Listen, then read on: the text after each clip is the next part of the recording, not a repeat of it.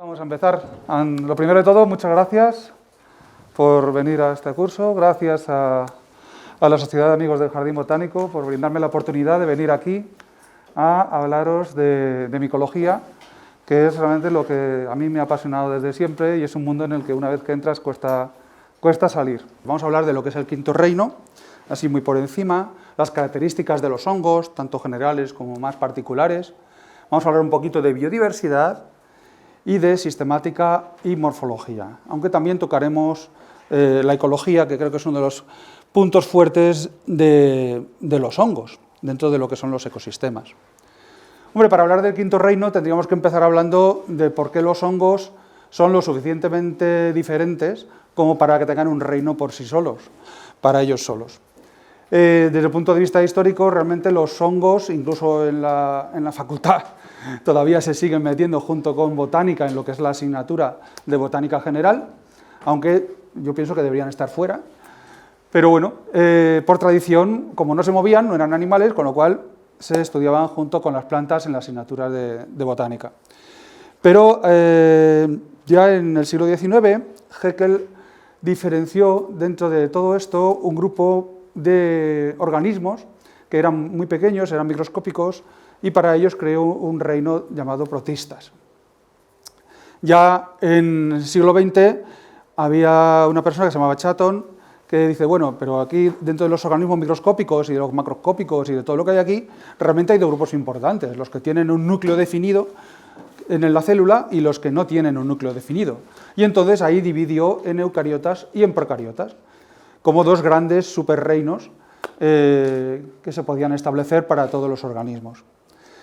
Fue Whittaker en el año 69, es decir, hace nada, quien fue el primero que propuso que los hongos deberían tener un reino propio. Y Margulis cogió el relevo de Whittaker y en sus trabajos en los años 80 y 90 reestructuró todas las propuestas hasta el momento que había en 5 reinos, incluyendo uno para los hongos. Y son las que tenéis aquí.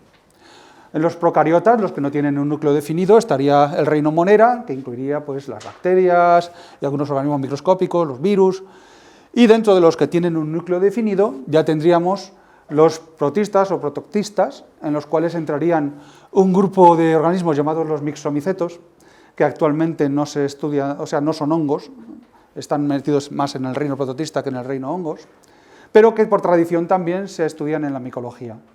Los mixomicetos, a diferencia de los hongos, de la espora lo que sale no es un filamento, no es una hifa, sino lo que sale es una ameba.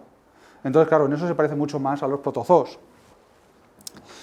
Bueno, los otros reinos que quedarían serían las plantas, que es el que siempre ha estado, animales, que es el que siempre ha estado, y hongos, ya como un reino aparte independiente. En cuanto a las características, vamos a hablar pues, de las generalidades, las particularidades, su reproducción y la nutrición.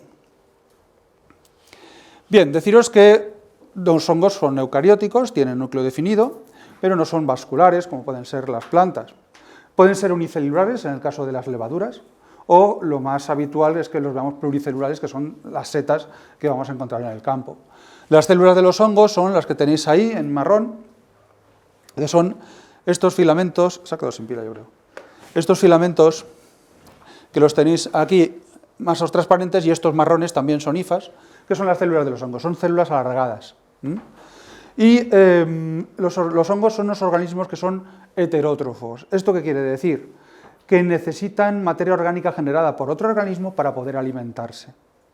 Igual que hacemos nosotros. Nosotros, como no hacemos fotosíntesis, pues tenemos que ir al mercado a comprar la carne y la verdura. Pues los hongos obtienen sus nutrientes también a partir de los animales y de las plantas y del medio en general. Lo que pasa es que tienen una alimentación diferente. Nosotros lo que hacemos es primero ingerir y luego digerir. Y los hongos hacen justo al revés. Primero digieren echando enzimas al exterior y cuando ya está digerido fuera absorben. Entonces hacen justo lo contrario que hacemos los animales. Y por último, la reproducción se suele realizar por esporas, la reproducción sexual, que son pues, lo que serían las semillas, haciendo una analogía, aunque no es exactamente así, luego lo veremos. Bien, si comparamos los hongos con los animales y las plantas, podemos ver una serie de parecidos y de diferencias con ellas. En primer lugar, la membrana celular, la nuestra, de los animales, tiene colesterol, del que todos hemos oído hablar, a veces por parte del médico. Las plantas tienen un ácido graso diferente, que es el beta-sitosterol, y los hongos tienen uno propio, que es el ergosterol. Con lo cual, ahí tenemos una particularidad de los hongos que no tienen ni las plantas ni los animales.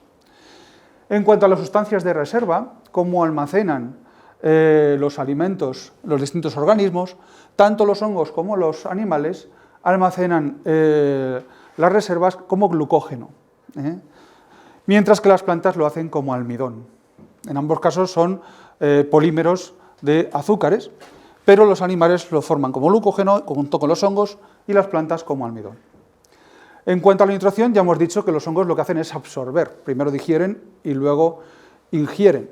Nosotros hacemos la digestión, primero ingerimos y luego digerimos, y las plantas lo que hacen es sintetizar. En cuanto a la movilidad, está claro que los animales son los que se mueven y los otros dos no. En cuanto a la presencia de una proteína llamada quitina, se encuentra en hongos y en animales, pero no en plantas, y es la que forma, por ejemplo, en los animales el caparazón, el exoesqueleto de muchos insectos, etc. Es una proteína de tipo estructural y que es la que forma parte de la pared celular de los hongos. La clorofila obviamente está ligada a la fotosíntesis, con lo cual solo lo van a tener las plantas y no lo van a tener los otros dos. Y por último, la alternancia de generaciones es otro carácter que sí comparten los hongos y las plantas, pero no los animales. Es decir, las fases haploides con fases diploides. Realmente, en el caso del hombre, la fase haploide se reduciría a la fase en la del espermatozoide y la del óvulo, pero que no se puede considerar como un organismo independiente, ¿no? Pero los hongos sí pueden tener fases haploides y fases diploides, y las plantas también.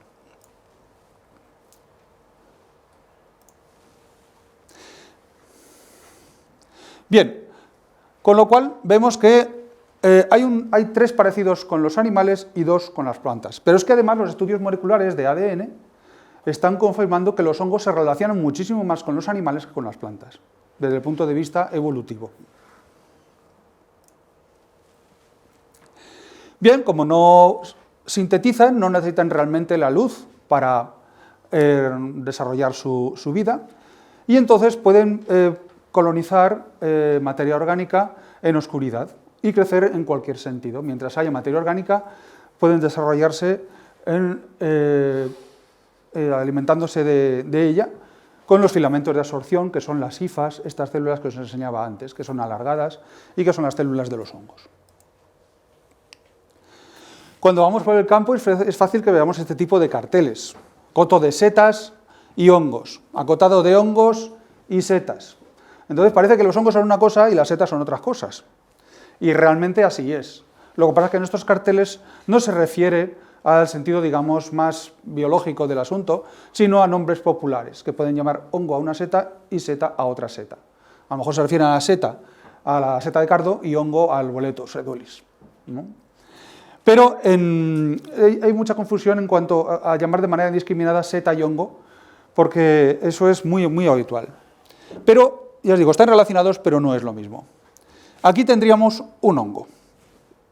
Fijaros, está creciendo sobre la madera y aquí se ven bien los filamentos de absorción, esos hilos que os comentaba y que vimos antes. Esto es la parte vegetativa, que es la que está alimentando a la parte reproductora, que es esta de aquí. Con lo cual realmente un hongo serían esto más esto, las dos partes. Dicho de otra manera, la seta es el aparato reproductor de los hongos. O una seta es a un hongo lo que una pera a un peral. ¿De acuerdo? Esta sería la pera, pero el peral está aquí. Es todo esto. ¿Vale? A veces los filamentos pueden ser bastante más gordos, como tenéis en la foto en pequeño, pero lo suficientemente gordos como para que uno pueda coger y levantar el suelo con ellos, como si fuera una cuerda, ¿eh? Esos son rizomorfos, ya que son masas de micelio mucho más gruesas y resistentes. ¿Cómo se reproducen los hongos? Pues a través de las esporas, ya lo hemos dicho, y en el caso de un hongo con láminas, se reproducen justo en las láminas. En los boletos sería en la esponjita. En los afiloforales, en la superficie. Hay una parte que es fértil, en el caso de las setas, que es la más habitual, es que si es una seta tipo, un champiñón o una manita, que tenemos aquí en el dibujo, es en las láminas donde se producen las esporas. Se producen generalmente en unas estructuras llamadas basidios, que están aquí, y suelen producirse 4 esporas por origen de meiosis. Al haber una meiosis hay una recombinación genética y salen 4 elementos. Lo más habitual es que salgan 4. De esas esporas vamos a tener esporas de 2 sexos, que se suelen representar con más y con menos, y que tienen que volver a encontrarse en el suelo para formar un micelio dicarionte. Aquí tendríamos una fase con micelio primario, la espora germina y da lugar a un filamento. Se atraen entre sí los de sexos opuestos, llamémoslo así, se funden, se juntan en un solo micelio, pero los núcleos no se juntan, y tenemos ya un micelio secundario que cuando crece es capaz de dar de nuevo la seta. En la foto en pequeño podéis ver que aunque las esporas no se ven a simple vista, sí podemos apreciar el color de la masa de esporas. De hecho, en este Hydropus se ve todo este halo blanco alrededor que procede de las esporas de saláminas. ¿Vale? El color de la esporada es importante para poder discriminar unas especies de otras.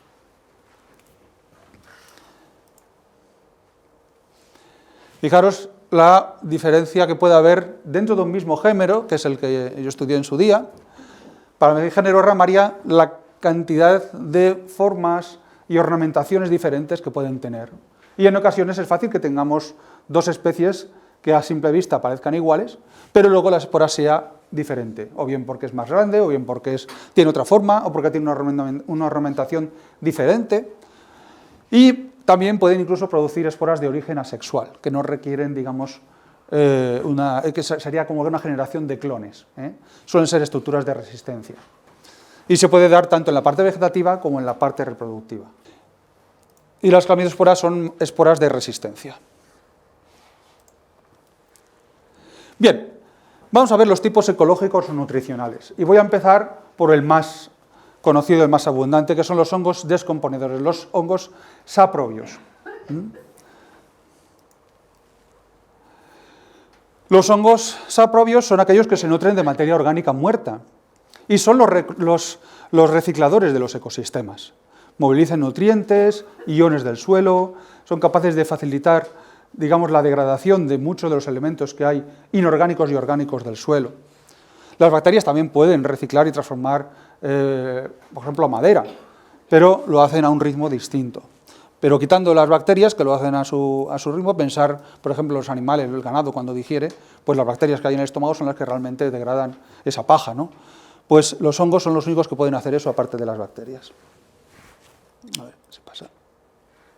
Bien, imaginaros que estáis en un hayedo como este, y todos los años, cuando llega esta época, las hojas de esos árboles caen al suelo, y se forma una capa de hojas, o cae una rama, o cae un árbol entero, o un zorro que pasa por ahí que está moribundo, se muere allí. Toda esa materia orgánica, si no hay nada que lo transforme, se acumula. Y si pasa otro año, se acumula una capa sobre la anterior. Y si pasan 200.000 años, pues son 200.000 capas.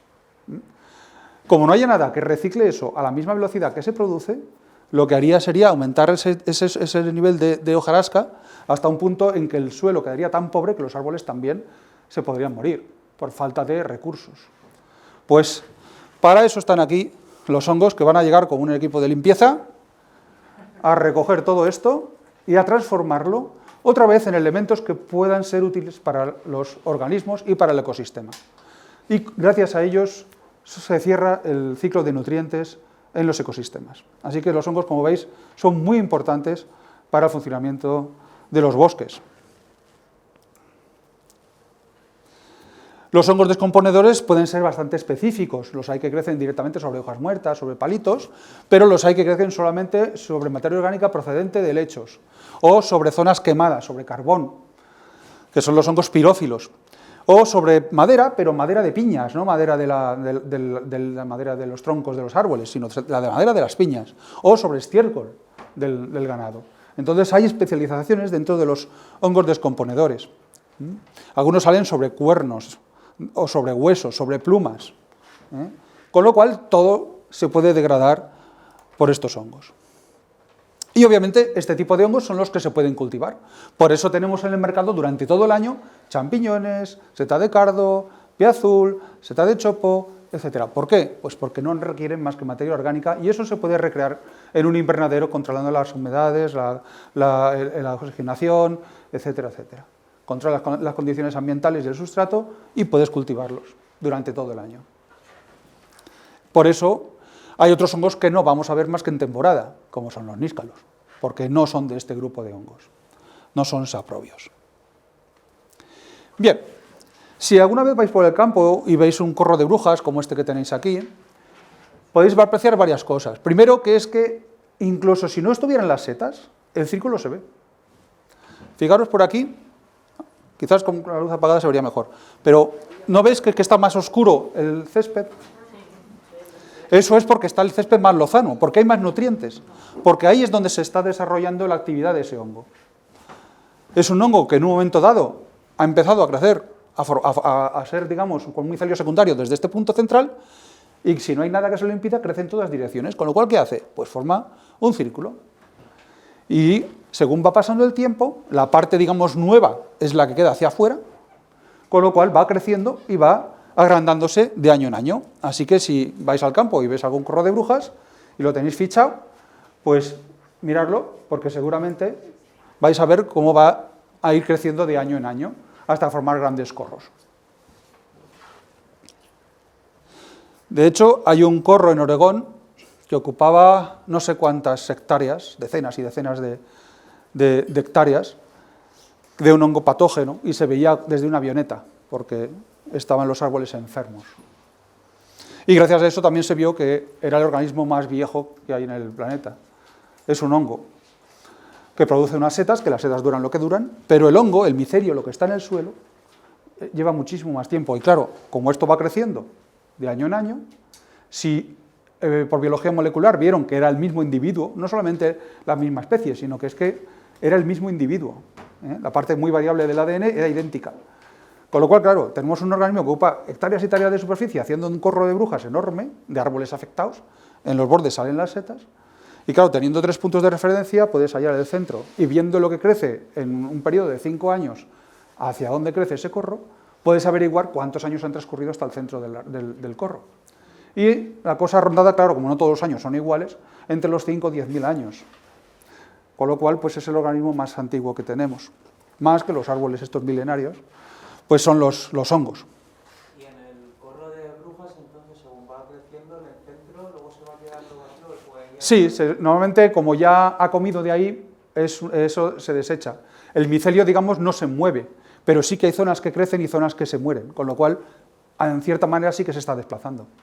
Si hay algo que rompe ese crecimiento, incluso pueden individualizarse, con lo cual pueden como salir como clones, que cada uno va a su bola. O sea, es muy adaptable.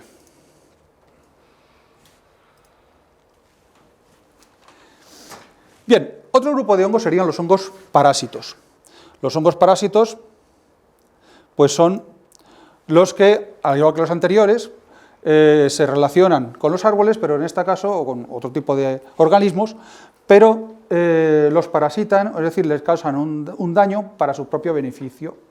En el primer caso, simplemente de gran materia orgánica, no perjudican a nadie, simplemente reciclan, pero estos sí que dañan a los hospedantes sobre los que crecen. Entonces necesita materia orgánica viva, pero también tienen su papel en el ecosistema, porque perpetúan los bosques, favorecen la eliminación de los débiles, de los viejos, de los enfermos, y favorecen la suplantación por ejemplares más vigorosos, con lo cual pues favorecen la regeneración del bosque. Obviamente esto se puede desmandar y dar lugar a problemas de tipo forestal. Muchos de ellos pueden cambiar de régimen, es decir, una vez que ha muerto el árbol pueden seguir viviendo de sus restos y cambian a un régimen saprobio.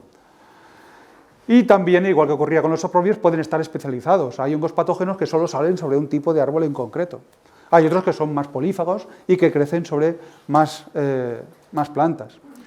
Como tienen un metabolismo tan asombroso, generan muchísimos metabolitos secundarios que pueden ser utilizados por nosotros para distintos fines, y entre ellos pues, pueden ser los propios fungicidas. Pensar que los hongos necesitan colonizar un sustrato, pero no van a ser el único hongo que va a colonizar ese sustrato, con lo cual tienen que echar antifúngicos entre ellos para colonizar. Es decir, los hongos entre ellos se llevan a matar si son de distintas especies. Y entonces generan un montón de elementos, tanto para degradar la madera como para defenderse de ataques de bacterias, de otros hongos, etcétera, etcétera. Con lo cual tienen muchísimos, digamos, elementos químicos, metabolitos, que pueden ser aprovechados para otras cosas. Bueno, como veis, también hay una especialización dentro de los parásitos, pero es que ni siquiera, yo os digo, no se respetan entre ellos y hay parásitos de hongos, hongos que son parásitos de hongos. Ahí tenéis el ejemplo del Boletus parasiticus, que es parasitando un pedo de lobo, una escleroderma.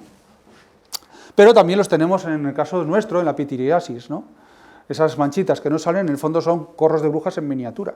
Son hongos que van creciendo, esos circulitos, y se van haciendo cada vez más grandes. Los insectos también tienen hongos patógenos, y las plantas no solamente de la madera, viva o muerta, sino incluso de las flores, como en el caso de este en el chopo. Hay una gran variedad de hospedantes. Los mutualistas, que son los que interaccionan con otros organismos, pero no necesariamente los perjudican, más al contrario, establecen un tipo de relación de mutuo beneficio, en los cuales los dos participantes pues, salen beneficiados. Pueden ser asociadas a plantas, algas o animales. Con las plantas se establece una relación a través de unos puntos de unión entre las raíces de los árboles y el micelio del hongo, que se denominan micorrizas, de las que seguramente algunos habéis oído hablar. Cuando vayáis al campo, igual sería bueno que os enseñaran el micelio, simplemente levantando un poco de suelo o dándole la vuelta a una madera, se ve enseguida todos estos filamentos y cómo está el suelo lleno de hongos. Bien, también hay especificidad, es decir, los níscalos, ¿dónde salen? En los pinares. No vayamos a buscar níscalos en un encinar porque no vamos a encontrar. Entonces también hay una relación específica entre los árboles y algunos hongos, o al revés, o entre algunos hongos con los árboles. También hay hongos que le dan a todo, que les gusta lo mismo la encina que el pino y van a todo lo que pueden, porque a fin de cuentas la micorriza es un beneficio para ellos. La simbiosis favorece el equilibrio del bosque y la perpetuación de los dos participantes de la simbiosis. Fijaros, este es el aspecto que tienen las micorrizas. En este caso sería el níscalo, está de color naranja, son como pequeñas Y saliendo de las raíces de los pinos, y estas otras serían del género Suillus, que son un poco distintas, ¿vale? Ya os decía yo que las micorrizas son punto de intercambio de nutrientes, de todo tipo de elementos de la degradación de origen mineral o de origen orgánico. Y el beneficio es vía micorriza, y por una parte el hongo lo que hace es facilitar todo este tipo de sustancias al árbol, incluso precursores de hormonas, sustancias elaboradas con nitratos, etcétera, con nitrógeno, mientras que el árbol vía fotosíntesis le puede pasar al hongo azúcares y otro tipo de elementos que van a aprovechar. Un estudio en Inglaterra demostró que entre el 80-90% de las plantas están asociadas con los hongos. Y cuando no estaban asociadas con los hongos, eran normalmente plantas acuáticas. Lo de la fotosíntesis no lo entiendo. Los árboles sintetizan su propio alimento, utilizan la luz del sol para sintetizar azúcar, utilizando también los gases de la atmósfera. Entonces fabrican azúcares. Por ejemplo, piensa pues, el azúcar que tiene una pera, ¿no? Pues ese azúcar lo fabrican con la fotosíntesis, con esa mecánica química que tienen las hojas a través de la fotosíntesis que se hace en la clorofila, dentro de las células vegetales. Entonces no necesitan al hongo. Ahora veremos cómo no es la cosa tan fácil. Bien, os voy a hablar de la red nutricional. Fijaros que en el campo nos encontramos un bosque de pinos y nuestro boleto anillado dentro de este bosque.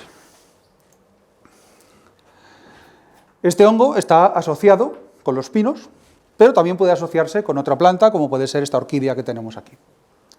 ¿De acuerdo? No es el único de su especie que está en el bosque. Puede haber otros individuos de la misma especie por ahí. Con lo cual, pues se pueden establecer una serie de conexiones de estos árboles con esta especie de hongo y de la planta con esta especie de hongo. En el fondo, ¿qué es lo que está ocurriendo? Que los distintos individuos de la misma especie están relacionados entre ellos, porque vía árbol establecen una unión aquí y otra unión aquí. Y es lo que tenéis ahí representado. Ahí tenéis un árbol 1 y el árbol 2, una seta A y una seta B que puede ser de la misma especie o de otra especie.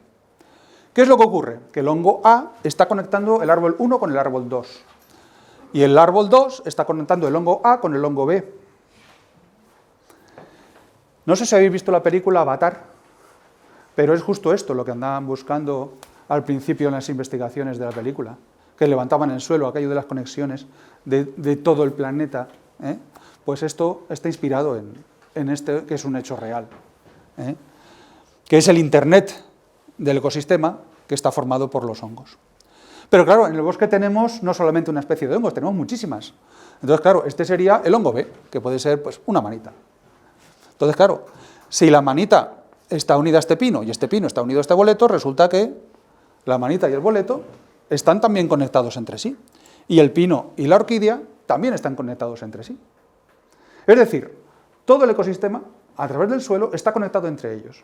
Imaginaros que tenéis un pino en un barranco al que le caen todos los rayos, pero nunca le llueve, que está el pobre ahí amargado, pero si tiene una conexión con algún hongo que a su vez esté conectado al resto de la red del bosque, le van a llegar nutrientes, aunque solo sea por osmosis, que le hagan falta, y va a poder subsistir ahí y prosperar, porque está conectado a una red nutricional.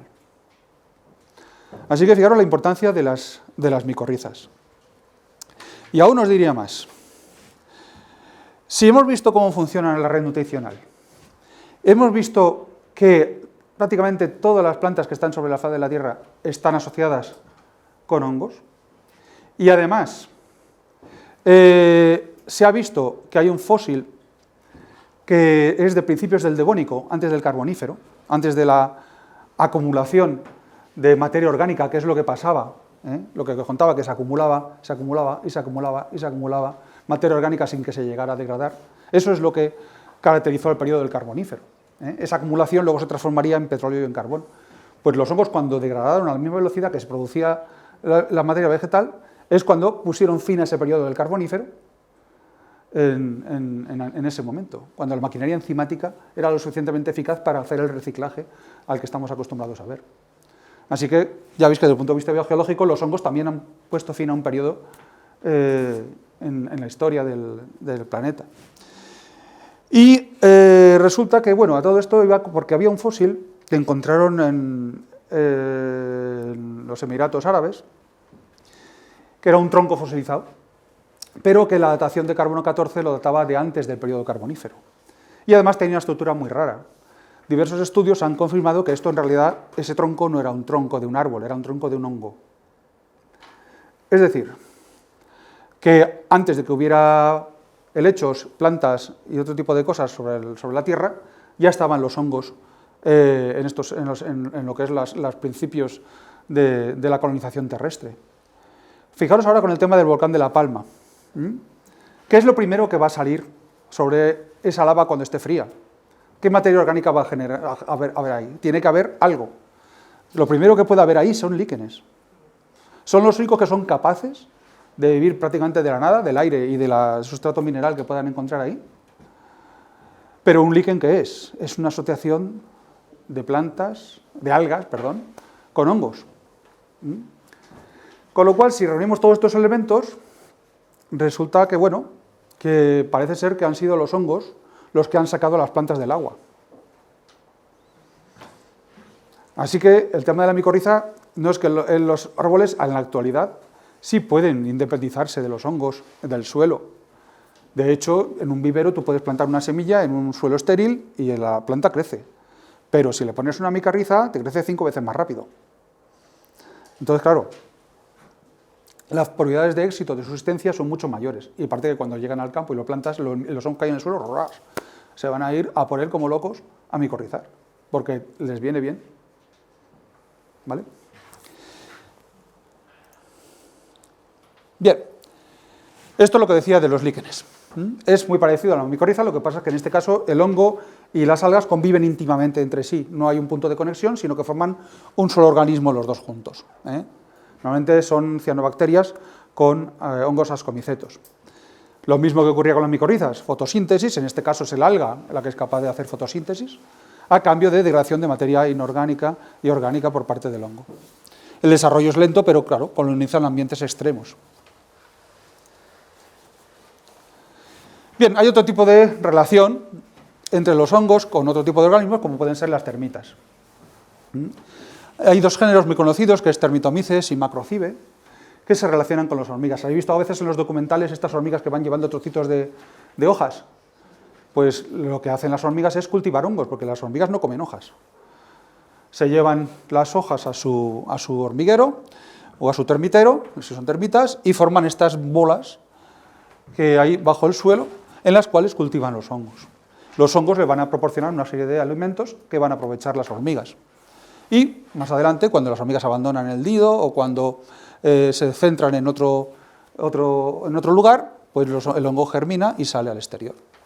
Y a veces, como veis, pueden ser unos hongos bastante grandes. Hay otro tipo de hongos que se relacionan con las moscas, con los dípteros. ¿Para qué? Pues para que les hagan de polinizadores, llamémoslo así, de dispersores más bien de esporas.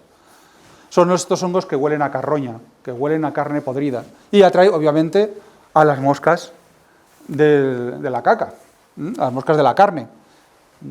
Ellas van a llegar allí, van a obtener un beneficio, que es un alimento, una serie de sustancias, y el hongo obtiene el beneficio de que estas moscas, cuando se vayan, van a dispersar las esporas, porque en sus patas y en su pelo pues van a llevar esporas. Las trufas sería otro claro ejemplo. ¿Por qué las trufas huelen tanto? ¿Por qué tienen ese olor y ese aroma tan fuerte? Pues porque a veces tienen que pasar un par de metros, bueno, metros no, palmos, perdón, de superficie de suelo para que llegue al exterior y los animales puedan encontrarlos. Porque su reproducción depende de la dispersión a través de las heces de los animales. Los jabalíes, los conejos, los ciervos, todo este tipo de bichos, en la época en la que hay trufas, van a buscarlas, van a desenterrar, se las comen y luego cuando se vayan por ahí a defecar, pues van a soltar las esporas con algo de abono.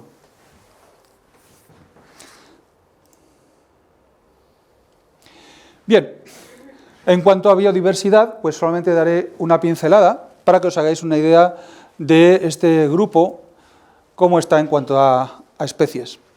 Mirad, se conoce, aunque los datos igual están un poco anticuados ya, en hasta unas 120.000 especies, que igual ahora son 20.000 más o menos, conocidas, pero se estima que haciendo una media pueden rondar los 5 millones de especies.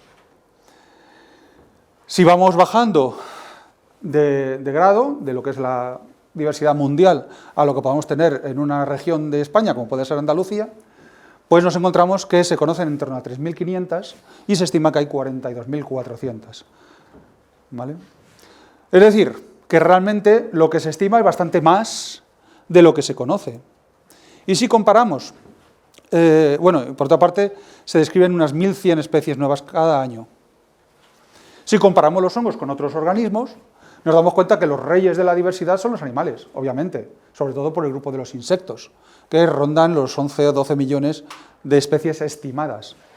Y lo que se conoce, que lo tenéis en verde, pues en el caso de los animales es 1.300.000 y pico, que ahora será un poquito más. ¿Pero qué ocurre con los hongos? Pues apenas se ve lo verde. Conocemos apenas un 1,5%. Es decir, en desconocimiento solamente nos ganan las bacterias, con un 0,6 lo que se conoce. Es decir, que estamos en pañales, en realidad. Apenas conocemos la diversidad de hongos que tenemos. Hay muchísimas especies. Bien, vamos a hablar un poquito de los grupos de hongos que podemos tener. Ya sabéis que los nombres de los hongos, de las plantas y de cualquier organismo son nombres binomiales. Hay un género y un epíteto. Y en el caso de los hongos se deben sobre todo a Elias Fries, que fue el primero que recuperó en su época los nombres de los hongos y los puso en un libro que es el Sistema Micológico de 1821. Bien, y bueno, este sería el sistema binomial utilizado para el níscalo, el champiñón cultivado y la colmenilla o cagarria. Según vamos de reino hacia especie, pues van cambiando las terminaciones de los grupos hasta llegar a un género y la especie, que sería género más la especie, más el epíteto específico. Bueno. ¿Qué grupos tenemos de hongos? ¿Cómo son?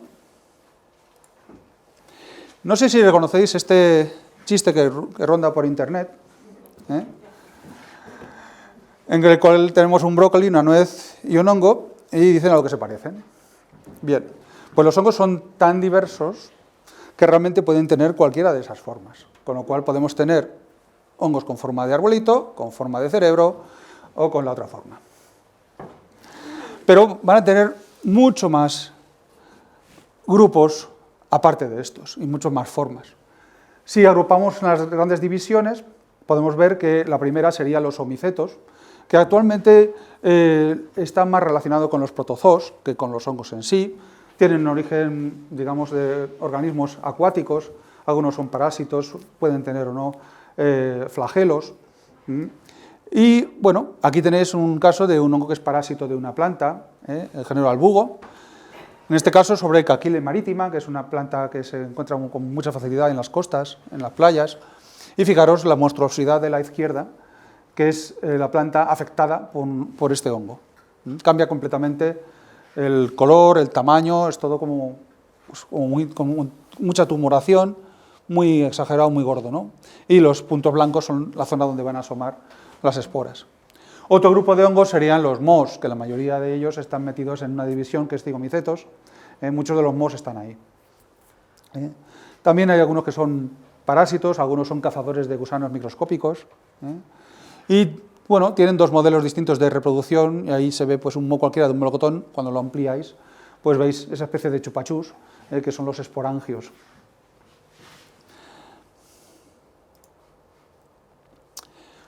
El tercer grupo de hongos serían los hongos de la división basidiomicetos, que aquí ya es donde va a entrar la mayoría de las setas que vamos a ver en el campo. Las esporas se producen en los basidios, que es esta estructura que os comentaba, que en las cuales hay una meiosis aquí en el interior y salen las cuatro partes hacia el exterior con esas cuatro esporas. Hay distintos grupos, los agaricales, los rusulales, los boletales, los afiloforales, los gasteromicetos y los fragmobasidiomicetos.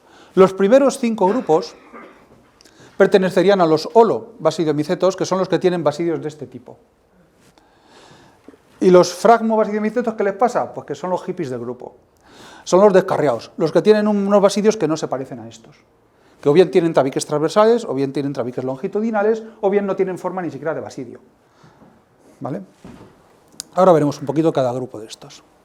El primero es el de los agaricales, los que se parecen al género Agaricus, que son los champiñones.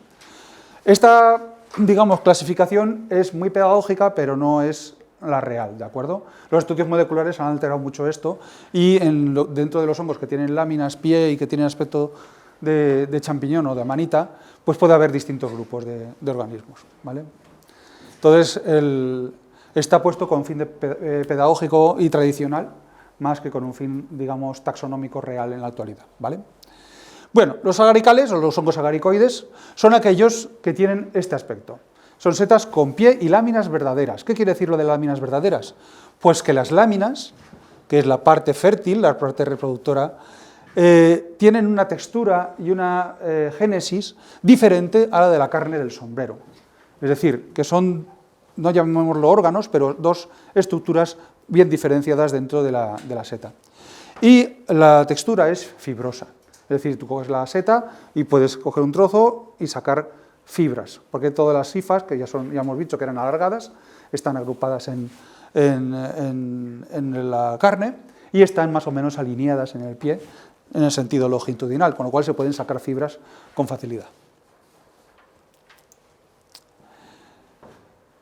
Estas son las distintas partes. El píleo se suele denominar sombrero.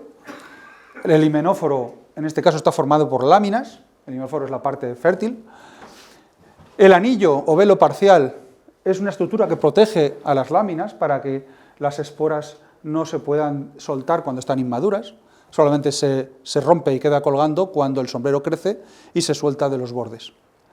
El pie o estipe y la volva o velo universal. Las placas que suelen tener las amanitas proceden del velo universal, porque al principio es todo un huevo, y cuando la seta crece, pues se queda alguna pegada por la superficie. Eso puede ser importante, por ejemplo, para poder diferenciar amanitas faloides de amanitas, amanitas muscarias de amanitas cesáreas, porque la amanita muscaria tiene un velo formado por pequeñas verruguitas muy pequeñitas, porque la volva es escamosa, mientras que la amanita cesárea tiene grandes placas, porque la volva es en saco. Bien, aquí tenemos los níscalos, pero bueno, esto tiene láminas, tiene pie, las láminas además son verdaderas, pero lo que ya no tiene es una textura fibrosa. Si habéis cogido o comido níscalos, veréis que la textura que tiene el níscalo al comerlo es granular. Eso se debe que, aparte de tener las hifas alargadas, tiene otro tipo de hifas especializadas que son esféricas, llamados esferocistos. Y eso es lo que le da esa textura granular. Todos los hongos que tengan esta textura granular y tengan pie y láminas y sombrerito, entran en el grupo de los rusulales. Caracterizado, pues, por eso que os he dicho. Dentro de rusulales hay, con este tipo de setas, hay dos géneros. Lactarius, si tiene leche, y si no tiene leche, rúsula. Así que es bastante fácil la determinación de género en los rusulales. Bien, los boletales son aquellas setas que, a diferencia de las que hemos visto hasta ahora, en vez de tener láminas, lo que tienen es una esponjita, es decir, una serie de tubos que terminan en poros y que están formando el himenóforo. Los poros es lo que vemos aquí, por fuera, y para ver los tubos tendríamos que romperlo. Algunos azulean, otros no, eso depende de la especie que sea, y de una sustancia llamada boletol, que en contacto con el oxígeno del aire hace que se oxide. La textura también suele ser fibrosa en este caso. Otro grupo que tenemos aquí son los afiloforales, que es una especie de cajón desastre para lo que no entra en los otros grupos. De tal manera que aquí tenemos cosas muy variadas. La consistencia puede ser carnosa, pero también puede ser leñosa. Los hay muy variados en forma. Y los grupos morfológicos que os he puesto aquí es el de los ignáceos, los cantarellus, los poriales, los corticiáceos y las clavarias y grupos afines. Vamos a ver cómo es cada uno. Seguimos en basidiomicetos. El de los ignáceos, pues son aquellos que se parecen al género Hypnum, como este que tenemos aquí. Son especies que el himenóforo está formado por aguijones, son aguijones blanditos, y es lo que se conoce popularmente como lengua de gato. Pero también están en este grupo hongos que no tienen pie ni sombrero, pero que tienen estos aguijones.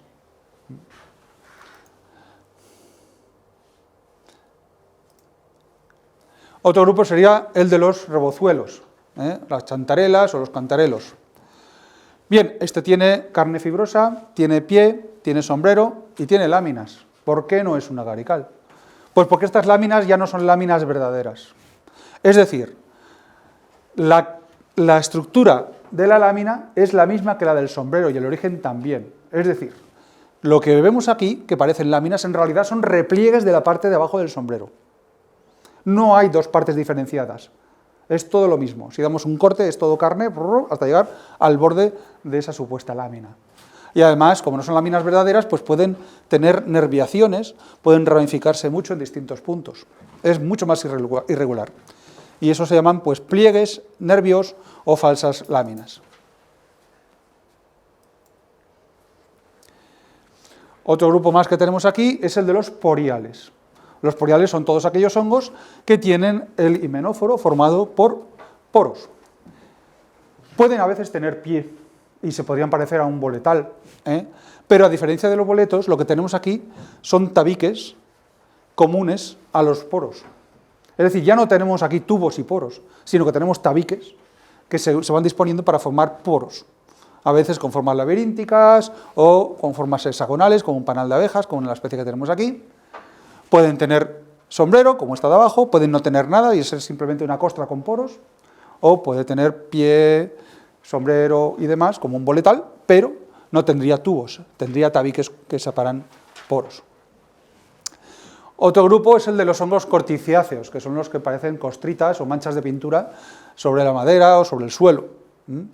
Son bastante feuchos, que me perdone mi directora de tesis, que le gustan mucho, pero a cambio tienen una microscopía muy variada y tienen estructuras muy bonitas en según qué géneros.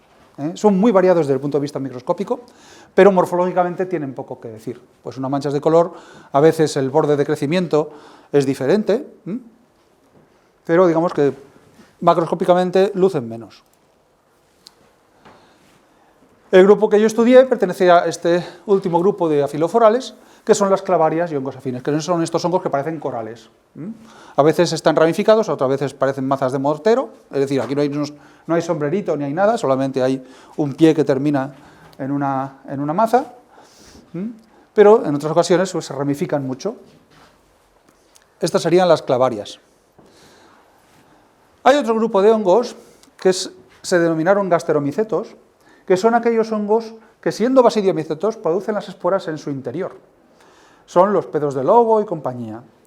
¿Qué pasa? Que como producen las esporas encerradas dentro de su cuerpo, tienen que salir al exterior de alguna manera. Entonces recurren a estrategias de desintegración de partes o de total. Entonces aparecen poros o bien aparecen unas estructuras que se desintegran para dejar expuestas al aire las esporas. O recurren, como muchas trufas, al olor para que sean otros los que rompan el contenido de la trufa para liberar las esporas después. Y hay distintos grupos morfológicos. El más conocido es el de los cuescos o pedos de lobo o pedos de monja, según hay muchos nombres populares. En este caso se abre un poro más o menos irregular y cuando llueve o cuando sopla el viento por encima, pues absorbe lo que hay en el interior y dispersa así las esporas, la masa de esporas. Todo el interior se desintegra formando esporas. Estos de aquí son el grupo de los tulostomas, que básicamente es como si fuera un pedito de lobo pinchar un palo.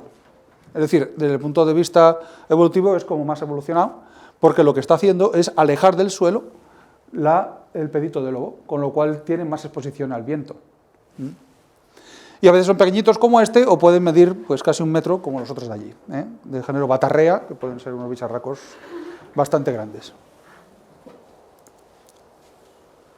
Las estrellas de tierra también entrarían dentro de los gasteromicetos y, al igual que os decía con los otros, pues esto es un pedo de lobo que tiene una capa externa que se disgrega, se abre en distintas lacinias y se abre como si fuera una flor o una estrella, dejando la parte central, que es mucho más delicada y sensible al efecto del viento o del agua que pueda caer de lluvia encima. Y así dispersar las esporas a través de un agujerito que queda en el centro.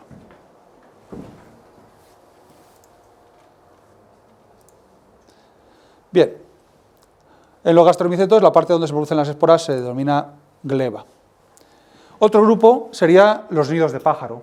En este caso el hongo recurre a agrupar distintos pedos de lobo o cuescos de lobo sobre un receptáculo, sobre una pequeña copa, que en los estadios iniciales está cerrada con un epifragma, que esto se desintegra con el tiempo para dejar expuestos los pedos de lobo. Cuando aquí llueve, las gotas de agua hacen que, por la presión, hace saltar estos pequeños peditos de lobo, que tienen además un funículo, un filamento adhesivo, que se va a adherir a la vegetación que haya alrededor.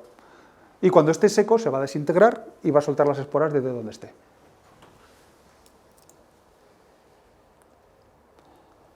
El contenido, sí, los huevecitos, digamos, del nido se denominan peridiolos, cada uno de esos pequeños peditos de lobo. Y una parte de las trufas también está en este grupo. Son hongos basidiomicetos que han recurrido a la fructificación debajo de la tierra como estrategia de dispersión y su atracción para los animales, claro, la zoocoria. Y el último grupo es el más espectacular, que es el de los falos y afines, que son estos que recurren a olores desagradables para atraer insectos que puedan dispersar así las esporas, que también podemos encontrar en España. El primero de ellos es tropical, es de origen australiano, es una especie exótica, pero ya está en Madrid, no sé si ha llegado, pero desde luego toda la mitad norte ya aparece. Sí, de hecho es en Francia desde donde empezó a dispersarse por Europa. ¿Qué especie es? Clatrus archeri. Ese vino con la lana de las ovejas que venían de Nueva Zelanda después de la Primera Guerra Mundial. con el tema de la hambruna y demás, pues de Nueva Zelanda trajeron un montón de ovejas y las llevaron a París. Y en París, claro, pues en la lana llevaban esporas de allí.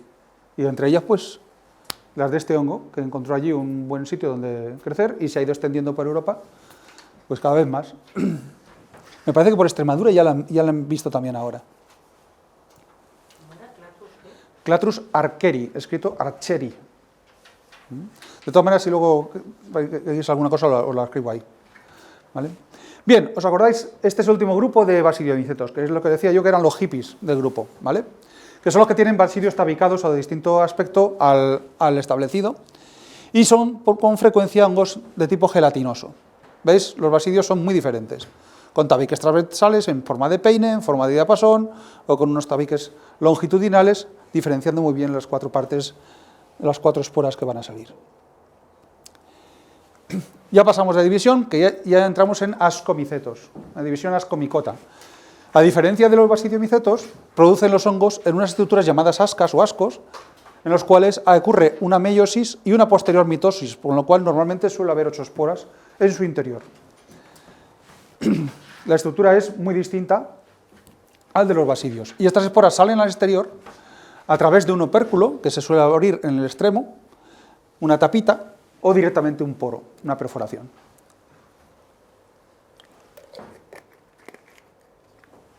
Es un grupo muy diverso y también hay distintos tipos.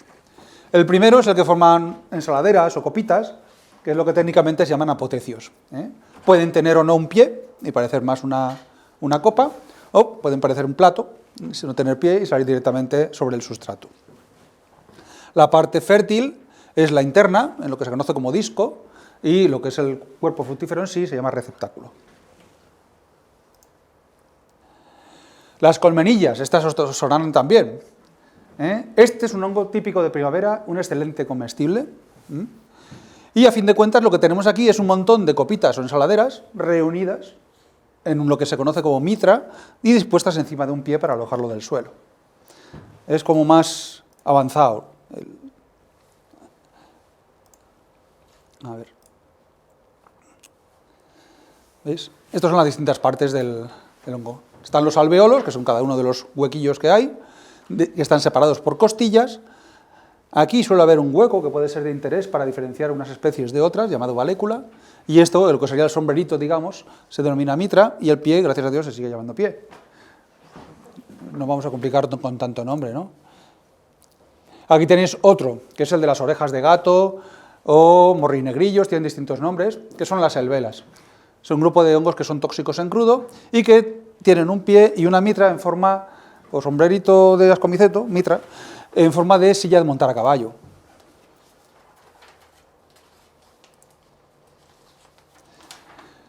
Otro grupo serían las geolosáceas, que parecen como cerillas y pueden tener distintos tonos, distintos colores, generalmente negros o verdes, y también tienen una parte fértil, que es la clábula y el pie.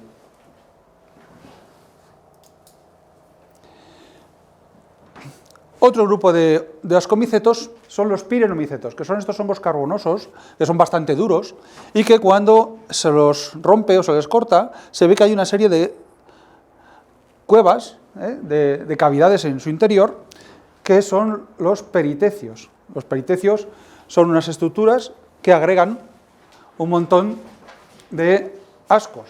A diferencia de lo que hemos visto hasta ahora, aquí los ascos se disponen, a su vez, dentro de una gran estructura, que son los peritecios. Y otra parte de las trufas, entre ellas las trufas comerciales, pertenecen a los ascomicetos. Es decir, tanto de basidiomicetos como de ascomicetos tenemos trufas. La palabra trufa es una palabra muy popular, pero muy vaga a la hora de definir un hongo, porque hay decenas de especies que pueden ser tanto de ascomicetos como de basidiomicetos. En cualquier caso, trufa lo que designa es un hongo subterráneo. Bien, y el último grupo, ya para terminar, sería el de los deuteromicetos. Los deuteromicetos son los falsos hongos, que es lo que viene a decir deuteromicetos, pero en realidad son fases asexuales de hongos. Antes de todos los estudios de biología molecular, no podías casar una fase sexual con una fase sexual. Ahora sí, puesto que el ADN es el mismo. Entonces, cada vez este grupo se va reduciendo y realmente desde el punto de vista práctico no se utiliza para nada, pero todavía hay hongos que se conocen muy bien la fase sexual, pero no se les está relacionando con una fase telemórfica o sexual. Y bueno, pues hasta aquí hemos llegado.